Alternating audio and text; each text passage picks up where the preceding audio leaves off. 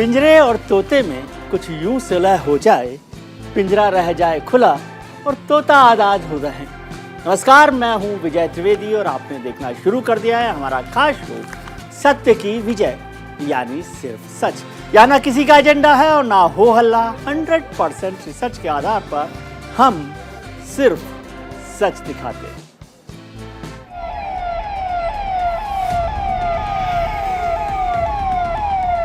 ED और CBI को छोड़ते हैं, नेताओं को डराते हैं। ईडी और सीबीआई के माध्यम से अपने राजकीय विरोधियों को टेरराइज किया जा रहा है। भाजपा के साथ रहिएगा तो राजा हरिश्चंद्र कहलाइएगा। पहले अनिल देशमुख, फिर सत्येंद्र जैन, संजय राउत, नवाब मलिक और अब दिल्ली के उप मुख्यमंत्री रहे मनीष सिसोदिया। केंद्र सरकार की जांच एजेंसियां लगातार एक्शन में हैं। घोटाले करने के आरोपियों पर लगातार छापे मारकर कार्रवाई हो रही है और गिरफ्तारी भी हो रही है। अब इसमें एक नया नाम जुड़ गया आज, राबड़ी देवी का, जिनके पटना आवास पर आज छापा मारा गया और राबड़ी समेत तलालू और तेजस्वी को सीबीआई के सामने पेश होने को कहा गया है। वहीं मनीष सिसोदिया को भी आज तिहाड़ जेल भेज दिया गया। शायद ही कोई विपक्षी दल है जिसका कोई ना कोई नेता आज के समय में जांच एजेंसियों के रडार पर नहीं। इससे परेशान विपक्षी दलों ने प्रधानमंत्री मोदी को चिट्ठी लिखकर इस सिलसिले को रोकने की अपील की और कहा कि विपक्षी नेताओं को निशाना बनाकर कार्रवाई की जा रही है। खास बात यह है कि इस चिट्ठी में कांग्रेस शामिल नहीं है, डीएमके शामिल नहीं है, जो विपक्ष की सबसे बड़ी आवाज़ होने की बात करती है कांग्रेस। कहीं इसकी वजह उसका 10 साल का वो शासनकाल तो नहीं जिसमें जांच एजेंसियों ने कमोबेश वैसा ही किया था जो आज हो रहा है। बस अंतर इतना था कि वो शेर थे तो कहते हैं ये सवा शेर है। देख लेते हैं आंकड़ों को, क्या रिकॉर्ड है। सीबीआई का जांच रिकॉर्ड देखें। जांच यूपीए सरकार के वक्त में 72, एनडीए के वक्त में 124, विपक्ष के खिलाफ 43 और एनडीए में 115। 124 में से 115, सरकार में 29 और 6, ये फर्क है। सीबीआई के बाद जरा ईडी का जांच रिकॉर्ड भी देख लेते हैं, जहां विपक्षी नेताओं पर एक्शन का डोज डबल से ज़्यादा हो गया है। ईडी का जांच रिकॉर्ड क्या है, इसको भी एक बार समझ लेते हैं। ईडी का जांच रिकॉर्ड देखिए। जांच की यूपीए ने 26, एनडीए ने 121, विपक्ष के उसमें मामले थे 14, एनडीए में 115 और सरकार के जो लोग खिलाफ उन पर 12, एनडीए में 6। 115 और 6 का आंकड़ा है एनडीए के वक्त। विपक्ष हमेशा से बीजेपी पर राजनीतिक वॉशिंग मशीन होने का आरोप लगाता है, यानी जो उसमें चला जाता है वो आरोपों से साफ हो जाता है। विपक्ष का काम ही है सरकार पर आरोप लगाना। लेकिन आपको अगर सच्चाई जानना जरूरी है, और क्या सच्चाई है, क्या वाकई में विपक्षी नेताओं पर एक्शन और बीजेपी में शामिल होने वालों पर रहम किया जा रहा है, तो इसको भी एक बार समझ लेते हैं कि जांच एजेंसियों का किस तरह का बिहेवियर है। यह है जांच एजेंसियों का हिसाब किताब। मनीष सिसोदिया की जांच हो रही है शराब नीति को लेकर। घोटाले के आरोप में सीबीआई ने अरेस्ट किया है नारायण राणे, जो आजकल भारतीय जनता पार्टी के साथ हैं, सरकार में है। 300 करोड़ का मनी लॉन्ड्रिंग मामले में आरोपी हैं, बीजेपी में शामिल हुए, तब से कहा जा रहा है जांच बंद है। संजय राउत साहब शिवसेना के हैं, जमीन घोटाले के आरोप में ईडी की हिरासत में रहे। शुभेंदु अधिकारी जो कभी टीएमसी में थे, भारतीय जनता पार्टी में, नारदा स्कैम में आरोपी रहे, बीजेपी से जुड़े, जांच बंद बताई जा रही है। राहुल गांधी कांग्रेस के नेता, पूर्व अध्यक्ष, नेशनल हेराल्ड मामले में ईडी ने उनसे पूछताछ की। हेमंत बिस्वा शर्मा जो एक जमाने में कांग्रेस में थे, आजकल असम के मुख्यमंत्री हैं, उन पर घूस लेने का आरोप, बीजेपी में शामिल हुए, सुना शायद जांच बंद है। सोनिया गांधी नेशनल हेराल्ड मामले में ईडी ने उनसे पूछताछ की है। बीएस येदियुरप्पा भारतीय जनता पार्टी के कर्नाटक से बड़े नेता, पूर्व मुख्यमंत्री, घूस लेने के आरोपी, बीजेपी सरकार आई तो जांच बंद। एक और नाम, हेमंत सोरेन, झारखंड के मुख्यमंत्री, पद के दुरुपयोग मामले में ईडी का सामना करना पड़ा। भावना गवली शिंदे की शिवसेना की बनी चीफ विप, ईडी की जांच बंद हो गई है उन पर, ऐसा कहा जा रहा है। ये तो आपने देखे वो बड़े चेहरे जिन्हें ज्यादातर जनता जानती है। अब जानिए किस पार्टी के कितने नेताओं पर केंद्रीय एजेंसियों की जांच की आंच आ रही है। इसको भी एक बार समझ लेते हैं, कितने नंबर जो है वो देख लेते हैं। कांग्रेस के 24 नेता, टीएमसी के 19 नेता, एनसीपी के 11 नेता, ये वो बड़े पार्टी के नेता हैं जिन पर अभी जांच चल रही है, जिसकी जांच की आंच उन पर आई हुई है। कांग्रेस के उसमें 24 हैं, टीएमसी के 11। शिवसेना के 8 नेता, शिवसेना यानी जो उद्धव ठाकरे की शिवसेना है, डीएमके के 6 नेता और आरजेडी के 5 नेता। लालू यादव की जो पार्टी आरजेडी जो है उसमें राबड़ी देवी भी शामिल है, तेजस्वी भी शामिल है। डीएमके के 6 नेता और शिवसेना के 8 नेता हैं जिन पर चल रही है। ईडी सीबीआई को लेकर दिल्ली के मुख्यमंत्री अरविंद केजरीवाल और बिहार के मुख्यमंत्री तेजस्वी यादव ने क्या कहा वो सुनते हैं, और साथ ही भारतीय जनता पार्टी के नेता पूर्व केंद्रीय मंत्री मुख्तार अब्बास नकवी साहब क्या कह रहे हैं वो भी सुन लेते हैं। देखिए, इस वक्त देश प्रधानमंत्री जी की जो कार्यशैली है वो ये हो गई है कि देश के अंदर किसी भी राज्य में अगर विपक्ष की बीजेपी के अलावा किसी सरकार होगी तो उस सरकार को काम नहीं करने देंगे। एक तो वो ये करते हैं कि अगर किसी और की सरकार बन जाए बीजेपी के अलावा तो उसके सारे नेताओं के ऊपर ईडी और सीबीआई छोड़ देते हैं। तो सीबीआई और ईडी का इस्तेमाल भ्रष्टाचार के खिलाफ के लिए नहीं कर रहे, सीबीआई और ईडी का इस्तेमाल कर रहे हैं चुनी हुई सरकारों को गिराने के लिए। अब हम लोगों ने चिट्ठी लिखी है तो असर क्या होगा नहीं होगा तो वही बता पाएंगे, लेकिन सभी लोगों ने मिलकर के लिखा है और ये प्रधानमंत्री जी को तो वो तो वही बताएंगे कि भाई उसका जवाब देना है नहीं देना। हालांकि इससे पूर्व में भी कई बार कई अलग अलग मसलों पर भी चिट्ठी लिखी गई हो तो प्रधानमंत्री जी ने तो जवाब दिया नहीं। देखो, पहले तो ये खुद एकजुट हो जाए, उसके बाद अपोजिशन को एकजुट करे। अब दिक्कत इनकी ये नहीं है, दिक्कत ये है, मैं बार बार कहता हूँ कि जो इनके सो कॉल्ड गठबंधन है उस गठबंधन की गठरी में जितने छेद हैं उससे ज़्यादा उनके नेताओं में मतभेद है। पहले इकट्ठा तो हो जाए ये, अब चोट कहीं लगेगी चीख कहीं निकलेगी। विपक्षी दलों के 9 नेताओं ने प्रधानमंत्री मोदी को एक साथ चिट्ठी लिखी। इस चिट्ठी में आरोप लगाया गया है कि केंद्रीय एजेंसियों का दुरुपयोग यानी मिसयूज किया जा रहा है। एजेंसियां विपक्ष के नेताओं को परेशान कर रही हैं। ऐसे में सवाल उठता है कि क्या सच में एजेंसियों का मिसयूज यानी दुरुपयोग किया जा रहा है? अगर कोई गड़बड़ी नहीं है तो फिर कोर्ट से राहत क्यों नहीं मिलती, ये भी एक बड़ा सवाल है। और सियासी छापेमारी को हमेशा शक की निगाहों से क्यों देखा जाता है? आज इसी मुद्दे पर चर्चा करेंगे। हमारे साथ जुड़ रहे हैं खास मेहमान, भारतीय जनता पार्टी के प्रवक्ता वरिष्ठ नेता विनीत गोयनका साहब, कांग्रेस के प्रवक्ता डॉक्टर अजय उपाध्याय साहब, आम आदमी पार्टी की प्रवक्ता अंजलि राय और शिवसेना उद्धव गुट के प्रवक्ता आनंद दुबे साहब हमारे साथ जुड़ रहे हैं। आप सबका बहुत बहुत स्वागत है। गोयनका साहब, आपसे बात शुरू करें। आपकी वॉशिंग मशीन ठीक ठाक चल रही है और जो जीपीएस है सेंट्रल एजेंसीज का वो सिर्फ अपोजिशन पार्टीज के खिलाफ चल रहा है, ऐसा आरोप सीधा सीधा लगाया गया है। प्रधानमंत्री जी को चिट्ठी लिखकर। राम राम विजय जी, आपको मेरे सारे जो को पैनलिस्ट हैं उनको भी राम राम और दर्शकों को भी राम राम। एक बंगाली में कहावत है जिसका मैं हिंदी में फिर रूपांतर जरूर करूंगा, चोरेर माए बड़ो गला। जो चोर होती है उसकी माँ का गला जो होता है बड़ा जोर से उसे चिल्ला के कहते कि नहीं मेरा बेटा जो है चोर नहीं है, उसको तो पुलिस ने ऐसे ही बदमाशी में पकड़ लिया है। तो यही बात है, चोरी करना, फिर सीना चोरी करना और फिर जाकर ये कहना। हमें 3 लोग हैं जिनके खिलाफ अरविंद केजरीवाल जी बार बार बोलते हैं और मैं बताता हूँ ईडी सीबीआई जो एजेंसी है उसके बारे में। और जब मीडिया उनसे सवाल पूछते तो कहते हैं कि गोदी मीडिया है, आप लोग हमारे नहीं, आपने तो मोदी जी के टीका लेकर रखा है। और कोर्ट, जब कोर्ट उनको बेल डिनाई करती है तभी उनको लगता है कि कोर्ट ने इसलिए किया क्योंकि भारतीय जनता पार्टी का उसके ऊपर कोई हाथ है।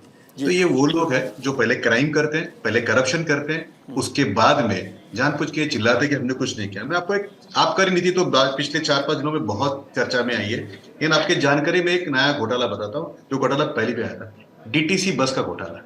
2013 में जब अरविंद केजरीवाल जी की सरकार आई तो दिल्ली में 6432 बसें थी।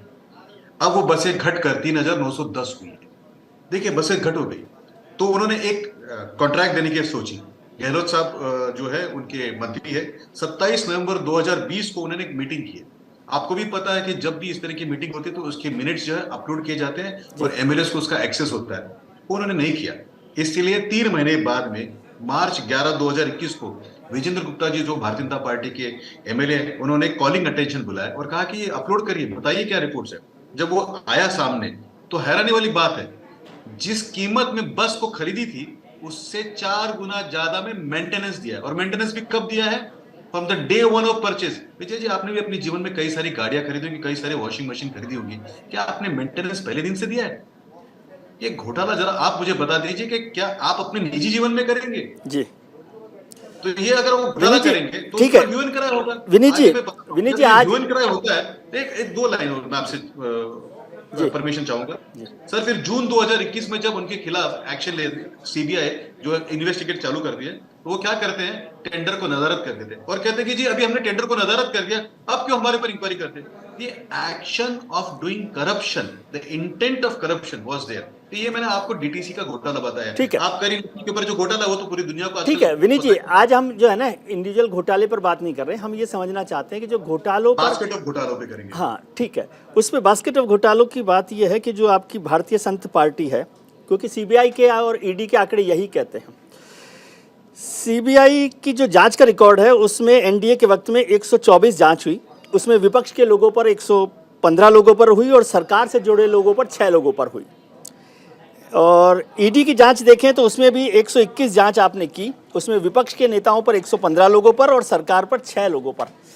तो प्रभु ये थोड़ा सा मुझे समझाइए कि ये जो संत पार्टी है आपकी, अब सब कुछ बंद हो गया है, भारतीय जनता पार्टी में भ्रष्टाचार खत्म, और भारतीय जनता पार्टी में नहीं, जो लोग भ्रष्टाचार में जुड़े हुए थे वो लोग जहां आ गए, उन सब की जांच क्यों बंद कर दी आपने, ये है मुख्य प्रश्न।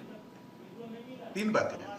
एक, जब नेतृत्व अच्छा होता है, खमीर होता है, तो आपकी टीम में से कोई भी गलती करने की हिम्मत नहीं करता है। तो मुझे मोदी जी को धन्यवाद देना पड़ेगा कि उनका नेतृत्व बड़ा गंभीर है और उसके कारण किसी के मन में ये दुर्भावना नहीं आती। और अगर आती है तो आपने देखा कि कर्नाटक में किसी एमएलए के बेटे ने किया, उसको छोड़ा नहीं गया, बख्शा नहीं गया। मोदी जी बख्शते नहीं है, एक बात। नंबर 2 बात, जिनकी इंक्वायरी चल रही, पता नहीं आपको कहां से जानकारी है कि वो बंद हो गया, ठंडे बस्ते में गई। लेकिन मैं फिर से आपका अटेंशन आना चाहूंगा। तो मतलब हेमंत बिस्वा शर्मा के खिलाफ जांच चल रही है, ये कह रहे हैं आप, बीएस येदियुरप्पा के खिलाफ जांच चल रही है। फिर से आना चाहूंगा जी। ये जो लोग हैं, अरविंद केजरीवाल है, ये कोविड के डेल्टा पीरियड में, जब डेल्टा वायरस था, तब ये आबकारी निधि के अंदर दारू जो है सर वो तो मान लिया ना सर, वो तो आपने कह ही दिया कानून अपना काम करेगा। मैं तो आपने कहा तो मैं अपने आप को करेक्ट करना चाहता हूं भाई, मैं आज ठीक लिख दूंगा, मेरे जो रिसर्च टीम ने किया है उसको ठीक करवा दूंगा कि भाई विनीत गोयनका जी कह रहे हैं हेमंत बिस्वा शर्मा के खिलाफ जांच चल रही है, येदियुरप्पा साहब के खिलाफ जांच चल रही है, भावना गवली के खिलाफ जांच चल रही है, नारायण राणे के खिलाफ जांच चल रही है और बहुत तेजी से चल रही है। ऐसा कह दूं, मैं मान लूं? आप कुछ भी कहिए, लेकिन मैं आपको एक बात बताऊं कि जो आपका श्रोता है वो जवाब पूछेगा इनसे कि आप दिल्ली में जब जीत कर आए थे तो क्या आपको डीटीसी बस का घोटाला करने के लिए बोला गया था? क्या आपको ये बोला गया था कि भाई कोविड में जब लोग मर रहे थे तब आप आबकारी नीति को लाए और उसके अंदर घोटाला करें? देखिए, चोरी करना, चारा घोटाला करना, उसके बाद में रिक्रूटमेंट के खिलाफ के बदले में लैंड लेना, ठीक है, ये वो लोग हैं जो चोर हैं, ठीक है, चोरी करते हैं, उसके बाद जब पकड़ते हैं तो चिल्लाते हैं। ठीक है, ये बताइए, इसके अंदर ना कांग्रेस है, ना डीएमके, ना इनके साथ में पटनायक साहब है, वो भी तो विरोधी पक्ष में। ठीक है, डॉक्टर अजय उपाध्याय साहब, विनीत जी ने कहा कि ये जितने मामले हो रहे हैं, जो चिट्ठी भी लिखी गई उसमें कांग्रेस साथ में नहीं है, तो आप भारतीय जनता पार्टी के साथ हैं इस मसले पर कि भाई ठीक कर रही है पार्टी, सरकार? विजय जी, प्रताड़ना किसी भी तरह की हो, आवाज जी आ रही है मेरी? बिल्कुल, बहुत सुंदर आवाज आ रही है। हाँ जी, जिस तरह से सरकार की नीयत है और जिस तरह सरकार लगातार विरोधियों को प्रताड़ित करने का काम कर रही है, संवैधानिक जो संस्थाएं हैं उसका दुरुपयोग करने का काम कर रही है, और जिस प्रकार से जांच के अंदर अपना और पराया की जो कहीं ना कहीं एक सीमा रेखा बना रखी है, ये अपने आप में पूरी तरह से संदेहास्पद है और पूरी तरह से विश्वसनीयता के पड़े है। जी। जिस तरह संवैधानिक संस्थाओं का दुरुपयोग करके सरकार को बदलने का लगातार काम किया गया, विरोधियों को दबाने के लिए जो डाटा आपने दिया है वो स्पष्ट दिख रहा है। ये दर्शाता है कि मोदी सरकार अब जो है वोट के आधार पर नहीं, अब अपने एजेंसी जो उसकी भाजपा की एक बी टीम है, ईडी, आईडी, सीबीआई, उसके बल पर वो चाहती है कि देश में सत्ता परिवर्तन करे, देश के विरोधियों की छवि को बिगाड़े और अपनों को बचाए। मैं संक्षिप्त में 3 योजना की चर्चा करूंगा। डॉक्टर उपाध्याय, मैंने शायद सवाल दूसरा पूछा था आपसे, सबसे ज्यादा डॉक्टर उपाध्याय आप जो मर्जी हो बोलिएगा, लेकिन मैंने सवाल ये पूछा था कि जो 8 विपक्षी दलों ने चिट्ठी लिखी सेंट्रल एजेंसीज के मिसयूज पर, उसमें कांग्रेस शामिल नहीं है, तो क्या इस मसले पर आप बीजेपी या एनडीए सरकार के साथ हैं या इन विपक्षी दलों के साथ हैं, क्योंकि आप उसमें शामिल नहीं हुए? ये लुटिन जोन की खासियत है क्या डॉक्टर विजय जी, उपाध्याय की वहां पर हेक्सागन उस चौराहे पत्र- हेक्सागन होता है तो किसी भी रास्ते से आप दूसरे रास्ते से निकल जाते हैं। आप हो विनीत जी से सवाल कुछ पूछा अकबर रोड विजय का, जी, कोई वो रास्ता शाहजहां नहीं, रोड हम पर लोग- चले गए। नहीं विजय जी नहीं हम अकबर रोड पर ही रहेंगे और अकबर रोड के माध्यम से इंडिया गेट पर आना चाहेंगे। जी। सच्चाई तो यही है कि उस 8 लोगों का जो भी पत्र है, बेशक उस पत्र में हमारे हस्ताक्षर हो या न हो, लेकिन उस पत्र के अंदर जो मजमून है, उन मजमून के साथ हम सभी हैं।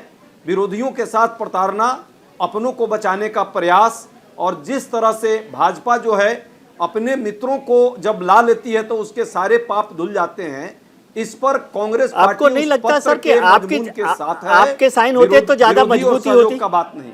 आपके साइन होते तो ज्यादा मजबूती होती। विनीत जी ने इतना जोर से नहीं, बोल दिया नहीं, कि कांग्रेस उनके साथ नहीं है। देखिए हस्ताक्षर करने का बाद, पत्र में जवाब देने के बाद, उस पत्र के माध्यम से सरकार से प्रश्न पूछने का बात, ये कहीं ना कहीं लोकतांत्रिक प्रक्रिया थी। और जिन लोगों ने इसको किया, कांग्रेस पार्टी न तो उसके विरोध में है, और कांग्रेस पार्टी इन मुद्दों पर राहुल गांधी जी भारत जोड़ो यात्रा ऑलरेडी कर चुके। उन्होंने बार बार ये बात कहा है कि कैसे मिसयूज ऑफ सेंट्रल एजेंसी का हो रहा है। भारत सरकार जो 3 योजना आजकल चला रही है, बड़ी प्रचलित योजना है, इसको मैं आपके दर्शकों से जरूर चर्चा करना चाहूंगा। पहली योजना है विरोधी प्रताड़ना और छवि बिगाड़ो योजना। विरोधियों को प्रताड़ित करो और उनकी नेताओं की छवि को बिगाड़ो, ये योजना सबसे ज्यादा आजकल भारत सरकार की चल रही है, मोदी जी की। ईडी, आईडी, सीबीआई इसका सबसे बड़ा सहयोगी है। और दूसरी योजना है मित्र बचाओ योजना, मित्र काल में, जिसमें अडानी पर कार्रवाई नहीं होगी, रमन सिंह पर नहीं होगी, वसुंधरा राजे पर नहीं होगी, येदियुरप्पा पर नहीं होगी। कार्रवाई किस पर होगी? जो इनके साथ नहीं है। और अंतिम जो योजना, सबसे महत्वपूर्ण योजना पिछले कई वर्षों से भाजपा ने चलाई है, वो है भाजपा आओ पाप धो योजना। भाजपा में जब आप आ जाते हैं तो सारे पाप धुल जाते हैं। जैसे कहा जाता है ना, आइए शुभेंदु आओ, अजीत आओ, नारायण राणे आओ, हेमंत शर्मा समझ गया आओ, मुकुल राय आओ, ये सब आ गए और इनके पाप धुल जाते हैं। ये मैं कहता हूं कि इस तरह की बातें नहीं हो। देश देख रहा है इनके चाल चेहरा चरित्र को, और सेंट्रल एजेंसियों का जिस तरह से दुरुपयोग ये लोग कर रहे हैं, उसकी विश्वसनीयता को जिस तरह बड़े प्रश्न के दायरे में ला रहे हैं, आनंद दुबे साहब में लोकतांत्रिक व्यवस्था के लिए ठीक नहीं। जी आनंद दुबे साहब, आपसे समझना चाहता हूं, क्योंकि आपकी पार्टी के भी काफी लोगों पर आजकल कृपा रही है विनीत जी की सरकार की। आपको लगता है कि कहीं गलती कर दी? अच्छा भला चल रहा था, 30 साल से साथ थे, गंगा जमुना सब कुछ एक साथ ही चल रहा था, पाप भी एक साथ धुल रहे थे, मशीन भी एक साथ चल रही थी, क्यों रास्ता बदल लिया आपने, जबरदस्ती का संकट मोल लिया? विजय जी नमस्कार, प्रणाम। देखिए, होई है वह राम रच राखा जी, जो श्री भगवान राम ने रचा है वही होने वाला है जी। भारतीय जनता पार्टी को 2014 से 19 सत्ता मिली जी, 19 से 24 सत्ता मिली, लेकिन कोई अमर होकर नहीं आया है। ये आप भी जानते हैं, हम भी जानते हैं जी। अब इन्हें जाना है, अब इन्हें गाजे बाजे के साथ जाना है, इनकी विदाई तय है। तो जब विदाई तय हो जाती है तो कोई न कोई प्रसंग, कोई न कोई कर्म आपसे ईश्वर करवाते हैं। सीबीआई, ईडी, आईटी, अब चुनाव आयोग भी, ये सभी स्वायत्त संस्थाएं रही हैं, लेकिन जिस प्रकार से भारतीय जनता पार्टी ने इनका निजीकरण करना शुरू कर दिया, इनको अपने उपयोग में लाने का काम शुरू कर दिया, उसी दिन से इनका पतन शुरू हो गया जी। अब देखिए विजय जी की जो इनके पास हैं, 70 से ज्यादा नेता महाराष्ट्र के हैं जो इनके पास है जी। वो पूरी तरह से बेदाग हैं, उनको रातों को नींद अच्छी आती है, किसी प्रकार का उन्हें भय नहीं। जो इनके खिलाफ बोलते हैं, जो इनके साथ नहीं है, चाहे संजय राउत जी हों और भी बहुत से नेता हों, जिन्होंने कभी किसी घोटाले में कोई भागीदारी की ही नहीं जी, कोई ऐसा काम किया नहीं कि वो घोटालेबाज साबित हो, लेकिन उन्हें चुनकर पकड़ लो, उन्हें जेल भेज दो, झूठे आरोपों में उन्हें फंसा दो। इसलिए ये यार बहुत ज्यादा बोलते हैं और लोकतंत्र में एक तरफा राजनीति जब से लाए हैं, इनके अनुसार कोई बोले नहीं, इनका ही राज चले, आजीवन चले, विपक्ष को कभी सत्ता में आने का अवसर न दिया जाए, ये जो प्रथा ये लोग लाए हैं, जी। इसी वजह से हम सब इतने दूर होते गए। जी। हम अकेले विजय जी दूर होने वालों की लिस्ट में नहीं है। जी। लिस्ट बड़ी लंबी वो है। भी लंबी लिस्ट थोड़ा है। ध्यान पे जोर देंगे, जी। थोड़ा ध्यान जोर देंगे तो जेडीयू है, अकाली है, टीडीपी है, बसपा है, महबूबा मुफ्ती की पार्टी है, बहुत सारे लोग कभी न कभी आनंद जी वो लिस्ट तो करीब ठीक रहे। है, मैं आपसे समझना चाहता हूं कि आप तो वहां पर महाविकास अघाड़ी जो भी गठबंधन है आपका, उसमें कांग्रेस साथ थी ना। आपने पूछा था कांग्रेस राहुल आज भी गांधी जी साथ से में है। या खड़गे साहब से कि भाई चिट्ठी लिख रहे हैं आप साइन कर दो, उन्होंने मना किया कांग्रेस- या आपने उनको नहीं बताया? थोड़ा साफ कीजिए नहीं, मुझे। नहीं ऐसा नहीं, कांग्रेस आज भी साथ है। हाँ।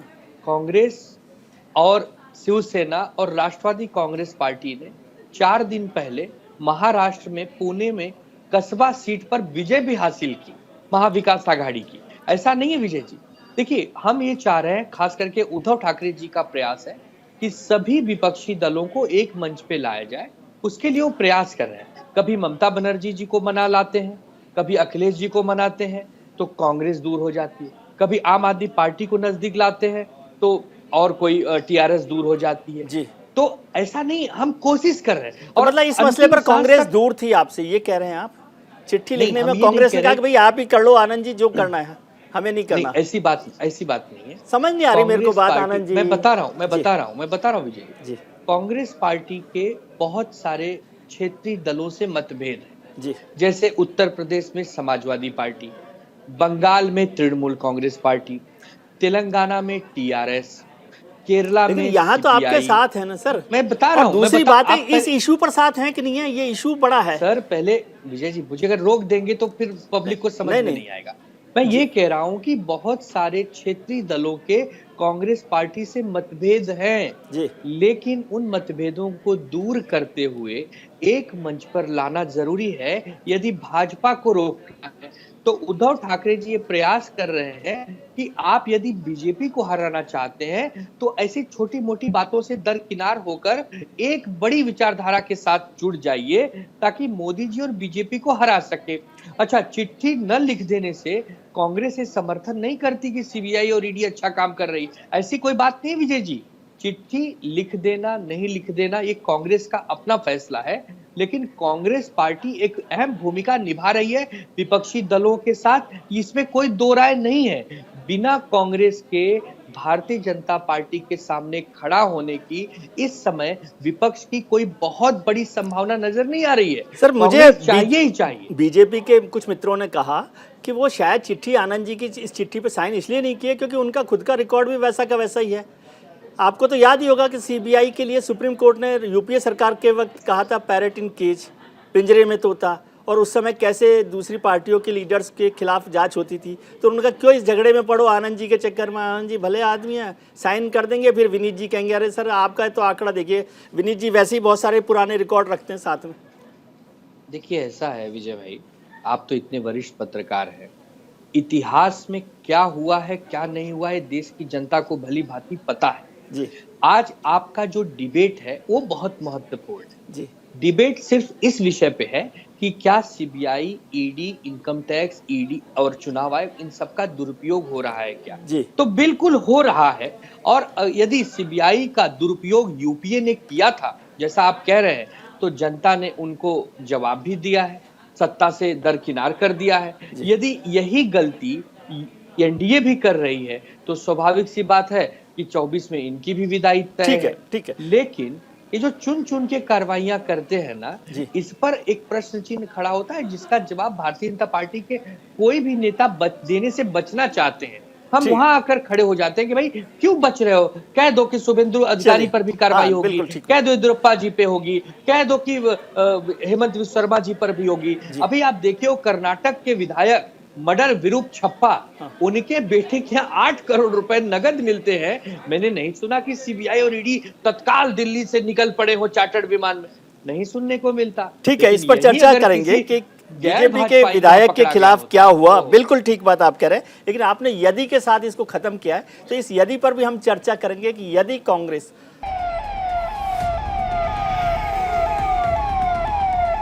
ईडी और सीबीआई को छोड़ते हैं, नेताओं को डराते हैं, ईडी और सीबीआई के माध्यम से अपने राजकीय विरोधियों को टेरराइज किया जा रहा है। भाजपा के साथ रहिएगा तो राजा हरिश्चंद्र कहलाइएगा।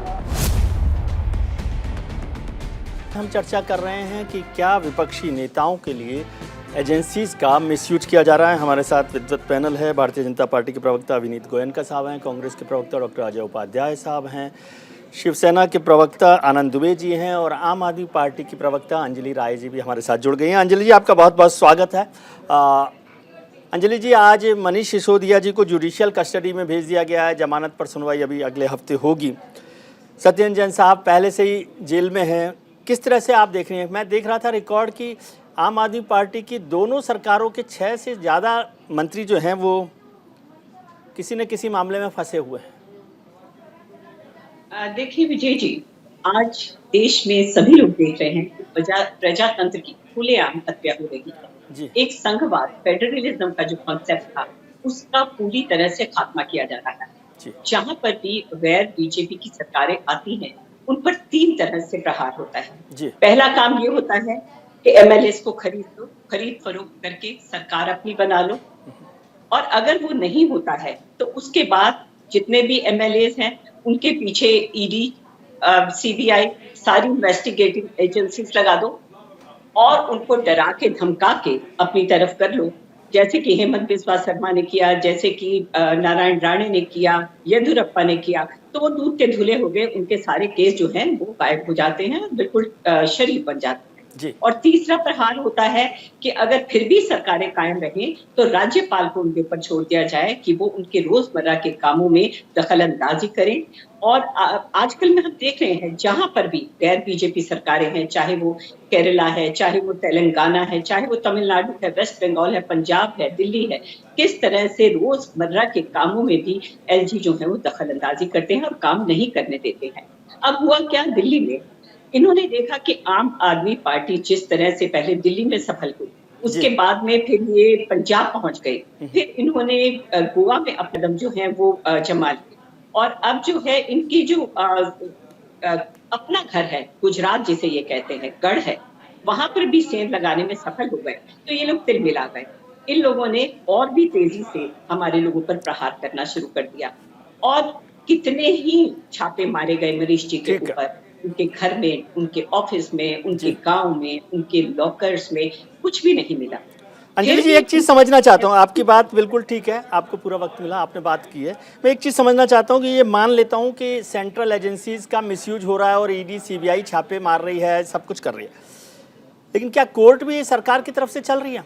सत्येंद्र जैन साहब 9 महीने से जेल में हैं, ये तो कोर्ट ने तय किया ना, ईडी और सीबीआई ने तो तय नहीं किया। या मनीष सिसोदिया जी को जुडिशियल कस्टडी में भेजा गया या रिमांड पर भेजा गया, तो ये कोर्ट तय कर रहा है ना। कोर्ट तय कर रहा है, लेकिन उनके खिलाफ भी कोई पुख्ता सबूत तो अभी तक नहीं मिले थे ना। ये तो कोर्ट तय करेगा ना। उनको उनके खिलाफ जब एक जज ने कहा कि आप सबूत लाइए, पुख्ता सबूत लाइए, जिसकी वजह से उनकी कस्टडी जो है जेल में बढ़ाई जाए, उस जज का ही ट्रांसफर होता है। तो आज तो ये हालत है कि जो जर्नलिस्ट मीडिया में निष्पक्ष होगा वो उसको गायब कर दिया जाता है, वो छोड़ छाड़ के चैनल ही चले जाते हैं। जजेस की जो है वो निष्पक्ष अपॉइंटमेंट में भी दखल अंदाजी होती है, और अगर कोई बीजेपी के अलावा किसी और गवर्नमेंट और किसी पार्टी की साइड लेता है कोई जज, तो उसकी ट्रांसफर केस में हो जाती है, तो उस जज की ट्रांसफर कर दी गई। अंजलि जी, ऐसा किया जाए? अंजलि जी, ऐसा तो नहीं है कि आपको लग रहा हो कि हमने पार्टी बनाकर ही गलती की?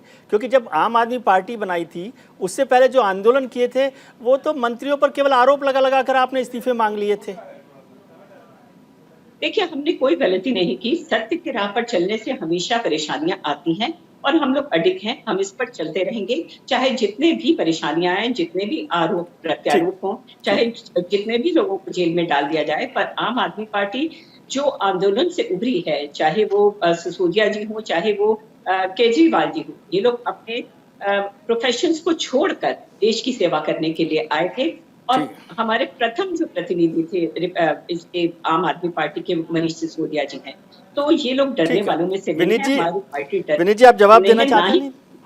जी हाँ जी, विनीत जी से मैंने सभी को सुना विजय जी, और एक के बाद में एक मैं सभी को जवाब देता हूँ और मेरा भी मन के जो प्रश्न पूछता हूँ। अभी मैंने अंजलि जी को सुना कि मेरा एक प्रश्न अंजलि जी से है जो वो जनता को बताए, आपके दर्शकों को बताए, क्या अरविंद केजरीवाल झूठ बोलता है कि नहीं बोलता है? जी। अरविंद केजरीवाल जी के 2013 के मेरे पास पोस्टर है, मैं कल फिर से चिपका दूंगा, जिसमें उन्होंने कहा था कि लालू, उद्धव, राहुल ये सब करप्ट लोग हैं। तो वो आज भी अड़ेंगे उस बात पे कि उस दिन वो गलत बोले थे, आज सही बोले थे। वो अंजलि जी हमको जरा उसके बारे में ज्ञान देते। एक नंबर 2, शिवसेना के प्रवक्ता ने बात की, मैं उनसे कुछ पूछना चाहूंगा कि आप कह रहे थे कि हम अडिंग लोग हैं। सावरकर के बारे में आपने क्या स्टैंड लिया मुझे पता नहीं, और आप आज राम राज्य की बात कर रहे थे, जो सारी बात कर रहे थे, लेकिन हनुमान का विरोध आपने नहीं किया था। आपको एक नाम याद दिलाता हूँ, सचिन वजे का, शायद आप भूल गए होंगे। ये व्यक्ति एक मीडिया के प्रसिद्ध पत्रकार मुझे आवाज कम आ रही है। Madam, I don't speak in between, ma'am please. मैं बोलता हूँ। नहीं, वो उनको आवाज नहीं आ रही, वो आपको नहीं रोक रही है विनीत जी, मैं बोलता हूँ। आप कहिए, मैं इसको फोन को ठीक करने की कोशिश। जी जी विनीत जी। तो शिवसेना के लोग बताए कि सचिन वजह कौन था, कौन पुलिस वाला था, किस मीडिया वाले के घर जाके क्या क्या पूरी दुनिया ने देखा, और क्या यही वो आपने पुलिस को भेजा था किसी कॉर्पोरेट के घर के बाहर हत्या करने के लिए? आप अपने गिरबान में जरा झाके। तीसरी जो बात है कांग्रेस की, तो वो भूल गए कि उनको लोग भूल गए कांग्रेस को। एक्चुअली ये जो बाकी के जो लोगों ने पत्र लिखा था वो भूल गए थे कि कोई करगे जी उनके राष्ट्रीय अध्यक्ष है, वो राहुल जी के पीछे चले गए, भूल गए कि वहां पे थे। लेकिन मैं आपको एक बात बताना चाहूंगा on the serious side, Vijay ji, हमारे पास नेता है, नीति है, हमारी नीयत है, और निर्णय करने की सरकार है हमारे पास। ये 4 चीज हमारे पास, केवल 2 चीज कमी है जी। और मैं आज आपके चैनल पे वो एडमिट करता हूं, जो उद्धव जी के पास भी है, लालू जी के पास भी है, और अरविंद केजरीवाल के पास है। हमारे पास केवल 4 चीजें, नेता, नीति, नियत और न्याय। हमारे पास ना तो नातेदार है कि हम किसी के बेटे नहीं है। उद्धव जी किसी के बेटे इसलिए नेता बने, खुद के मेरिट पर नहीं बने, ना ही तेजस्वी अपने मेरिट के ऊपर बने, तो ना ही राहुल जी को अपने मेरिट पर बने। हमारे पास वो नातेदारी नहीं है, वो सच बात है। दूसरे, हमारे पास खातेदारी नहीं है कि भाई खाना पैसा खिलाया तो बन गए, नहीं खाता पैसा खिलाया तो नहीं बने। ठीक है, हमारे पास 2 चीज की विनीत जी, जब आज कल सुबह या आज मैं देख रहा था भारतीय जनता पार्टी के कुछ कार्यकर्ता नेता जो है प्रदर्शन कर रहे थे, कुछ जला रहे थे पुतला वुतला करप्शन के खिलाफ। तो मैंने कहा ये पार्टी आपकी तो बहुत बहादुर पार्टी है, अपने ही एमएलए के खिलाफ करप्शन के कर्नाटक वाले मामले पर दिल्ली में वो जला रही है पुतला। फिर बाद में समझ में आया कि वो तो आप आम आदमी पार्टी के खिलाफ जला रहे थे। तो आपको लोगों को ब्रीफ नहीं करते कि भाई हमारे भी एमएलए करप्ट हैं, 8 करोड़ रुपए मिले हैं उनके खिलाफ, उन पर भी जलाएं, क्योंकि भ्रष्टाचार के खिलाफ है ना आप, तो आप व्यक्ति के खिलाफ तो नहीं है, ऐसा मैं जानता हूँ। नहीं, अच्छी बात क्या आपने, देखिए मुझे एक अरविंद केजरीवाल एक भी केस बताया जहां पे 7 महीने से उनके मंत्री जेल में है, उसके बावजूद वो एक रट्टा लगा रहे कि कोर्ट भी हम जो है मैनेज करें। वो तो मैंने पूछ लिया ना।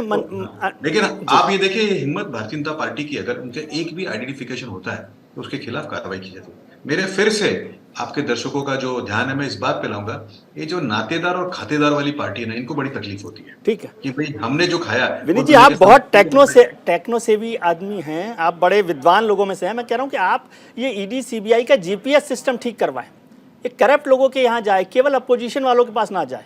इसका जीपीएस ठीक करवा, आप ही करवा सकते हो, क्योंकि आप बहुत टेक्नो सेवी हैं, टेक सेवी आदमी हैं जी। डॉक्टर अजय उपाध्याय, हमारी नीति और नियत दोनों साफ है ना, हमारे पास खाता है ना हमारे पास नाता है। ठीक है, नातेदारों की पार्टी और खातेदारों की पार्टी है, उनके ऊपर तो ठीक है। आनंद जी को जोड़ना चाहते हैं, मैं अजय जी के पास जाना जी, बताइए छोटा सा। मैं विजय जी जोड़ रहा हूँ, मेरे भाजपा के प्रवक्ताओं को थोड़ा सा खाली पीछे ले जाना चाहता हूँ, ताकि उन्हें थोड़ा याद। आप दोनों दोस्त ही थे सर, पीछे कहाँ ले जाएंगे? सुनिए विजय जी सुनिए ना, ये कह रहे हैं कि सचिन वजे कौन था। सचिन वजे एक आरोपी है जो इस समय जेल में बंद है जी। उसे जेल में भेजने का काम उस समय तत्कालीन सरकार महाविकास आघाड़ी ने किया जी। मुझे एक प्रश्न पूछना है विजय जी, आज देश की जनता के सामने बीजेपी से जी, कि हम किसी पे आरोप यदि लगता है तो वो उड़ के जेल नहीं जाता, उसे पकड़ने के लिए एजेंसी आती है, local police, local EOW, CBI, ED. यदि आप अपने नेताओं को पकड़ के जेल के दरवाजे तक ही नहीं ले जाएंगे तो क्या खाक केस चलेगा उस पर? क्या खाक सजा होगी उसको? ये सबसे बड़ा प्रश्न है कि आप जितनी तत्परता से विपक्षियों को पकड़ के जेल के दरवाजे ले जाते हैं, क्या अपने आप वो जो मडल विरुद्ध छप्पा उनको भी जेल के दरवाजे तक ले जाएंगे भाई साहब? आनंद जी, वो कह रहे हैं जीपीएस ठीक करवा रहे हैं। अजय जी, विनीत जी अभी जीपीएस ठीक करवा रहे हैं। 10 साल डॉक्टर उपाध्याय, 10 साल लग गया उसमें जी। डॉक्टर उपाध्याय, ये विनीत जी को आपने मौका दे दिया आनंद जी की चिट्ठी पर साइन नहीं करके। बात रखी है अभी जी।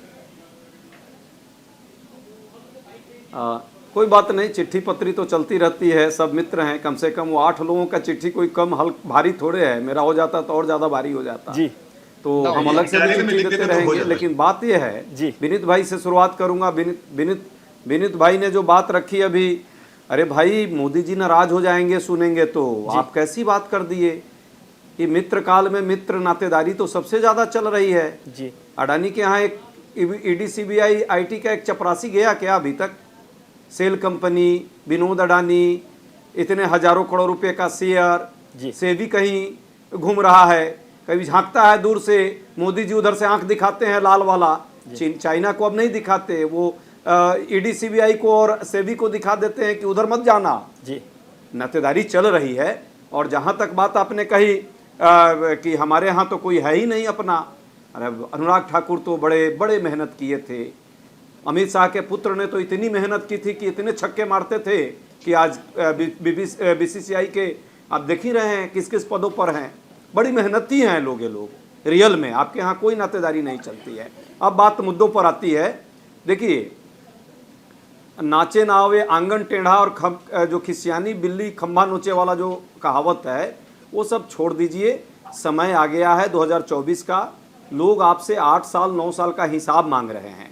तो आप चले जाते हैं अपने इस मित्र को लेकर के, जो आपका डिपार्टमेंट बीजेपी का है, इलेक्शन डिपार्टमेंट आपने एक नया खोल रखा है ईडी, उसको भेज देते हैं विरोधी दल के यहाँ समझौता कराने के लिए, बात कराने के लिए, फिर उनका छवि बिगाड़ने के लिए। तो आप डरते क्यों हैं इनसे? धमकाने के लिए। विनीत जी, इनके अजय जी, आप विनीत जी के मित्रों से डरते क्यों? डर रहा है कोई नहीं, डर रहा है कोई नहीं, डर रहा कोई नहीं, डर रहा। ठीक है। विनीत जी के जो मित्र हैं वो बड़े प्यारे मित्र हैं। अब जब वो आते हैं तो लोग उनका मजाक उड़ाते हैं।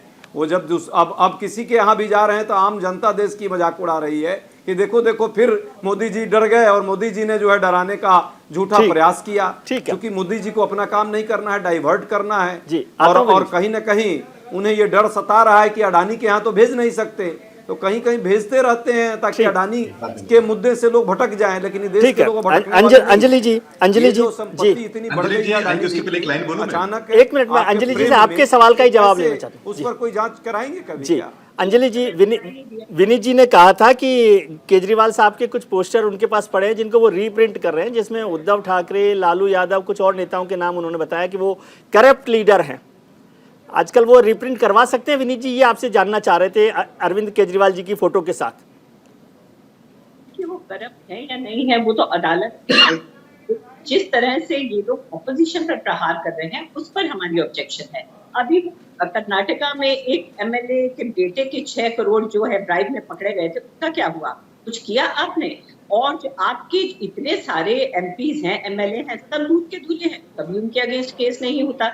ऐसा क्या है कि सारी ऑपोजिशन भ्रष्ट है और आप जो हैं वो आपके जितने भी एमपीज हैं, एमएलए हैं, बिल्कुल ही ईमानदार। राजा हरिश्चंद्र के क्या है, मैं क्या बोलूं, तो कोई भी ऐसा नहीं है। जी विनीत जी। तो एक तो मेरे कांग्रेस के मित्र बार बार अडानी का विषय निकाल रहे थे, तो मैं उनको बताऊं कि 2013 के पहले मैं दिल्ली के मेट्रो में प्रवास करता था, कई बार अडानी जी उसमें मिलते थे। वो तो केवल हम आए तो उनको सरकार के टेंडर, मैं उनको याद दिलाऊं कि उनके सारे पहले के जो बोर्ड्स के टेंडर है, तो अगर जाएगी गुजरात में, गोवा में, कहीं पे भी जाए, ये उनकी सरकार में दिए हुए कॉन्ट्रैक्ट। तो वो जवाब दे कि क्या पहले वो मेट्रो में घूमते थे और आज ही केवल जो है वो बिजनेसमैन बनेगी। एक बात। नंबर 2 बात है, अंजलि जी, आपको हिट एंड रन की बड़ी आदत है।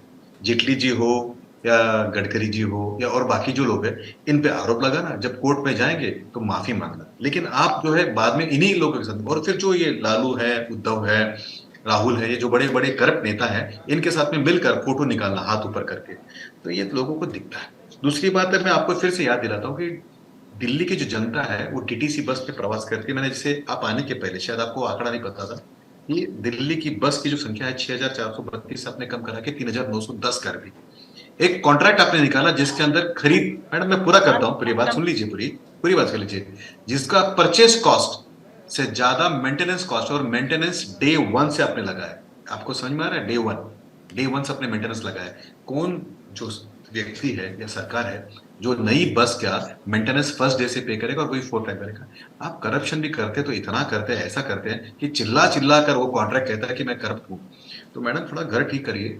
अगर आपके पीछे अपने करप्शन नहीं किया, और भी सरकारें हैं, उड़ीसा में जाइए, सरकार है, कोई वहां से आवाज नहीं आती। जाइए केरला में, कहाँ उधर ज्यादा ये होता है। ठीक है, गहलोत जी राजस्थान में। अंजलि जी कोई जवाब देना चाहती हैं? आपका करप्शन जो है उसका कारण आपको डर है मैडम। जी आप पहले अदानी से जवाब दे दीजिए। आप ये तो बताइए कि एसबीआई और जो एलआईसी के जो आम अच्छा मैडम, उनके जवाब पूछने से आप दूध के धुले हो जाएंगे? Two wrongs make a right. दूसरों पर करना बहुत आसान है, लेकिन जवाब तो दीजिए। कोई कदम आपने उठाया? कोई भी किसी तरह की भी जांच हुई? लोगों की जो पैसे, जो बेचारे थोड़े थोड़े पैसे जोड़कर सपने देखते हैं कि हाँ शेयर बढ़ेगा, उससे हम अपने बच्चों की एजुकेशन पूरी करेंगे, अपनी बेटी की शादी करेंगे, उन लोगों को आपने डुबो दिया एक आदमी के पीछे। कुछ हुआ क्या? अच्छा, उनकी इंक्वायरी करने से डीटीसी का बस घोटाला खत्म हो जाएगा। उनकी इंक्वायरी करने से आपने जो आबकारी नीति के अंदर जो पैसा लिया है, घोटाला किया, वो खत्म हो जाएगा। उनकी इंक्वायरी करने से जल बोर्ड के अंदर जो घोटाला किया वो खत्म हो जाएगा। मैडम ऐसी बात हटाने के लिए और अपने जितने भी आपके फेलियर्स हैं, एम्प्लॉयमेंट का रेट क्या है, आज रुपए की कीमत जो है वो कितनी गिर गई है, उसका जवाब दीजिए। आपने क्या वायदा किया था, कितनी एम्प्लॉयमेंट देंगे और कितनी दे पाए हैं? फार्मर्स के लिए आपने क्या किया? 74,000 करोड़ रुपया से का कर्जा था, वो माफ नहीं किया। अंजलि जी क्या मैं ये मानूं, अंजलि जी क्या मैं ये समझ सकता हूं कि जो विनीत जी ने आपसे सवाल पूछे उसका जवाब नहीं है आपके पास? अंजलि जी, छोटा सा जवाब मैं चाहता हूं। क्या विनीत जी ने जो सवाल पूछे हैं उसका जवाब नहीं है, ऐसा मैं समझूं? कौन सी बात का जवाब? बस घोटाले का जो जिक्र कर रहे हैं। हाँ जी, बस घोटाले का जो वो जिक्र कर रहे हैं उसको मैं पूछना चाहता हूँ। नहीं है तो भी कोई बात नहीं, मैं केवल आपसे समझना चाहता हूँ। घोटाले नजर आएंगे इनको। ठीक है, ठीक है, लगाने के अलावा इनके पास और कुछ नहीं है जी। कहीं पर भी पहुंच जाते हैं जी। आनंद जी। जी, मैं ये समझना चाहता हूँ कि ईडी सीबीआई का मामला तो मैं समझ सकता हूँ कि ये आरोप मान लिया जाए कि ठीक है ऐसा होता होगा, मिसयूज होता होगा, लेकिन जब मामला कोर्ट में पहुंच जाता है और कोर्ट में जब चल रहा होता है फिर तो हमें ईडी सीबीआई से आगे चलना चाहिए ना। या हम सोचें कि भाई अपोजिशन पार्टी के लोग हैं, अब इनको भी ना टारगेट किया जाए केवल इसलिए कि भाई पॉलिटिक्स हो रही है। फिर एक बात बार बार की जाती है, टाइमिंग की बात करते हैं। टाइमिंग क्या होता है? कोई मुहूर्त निकाल के सीबीआई और ईडी जाएगी क्या?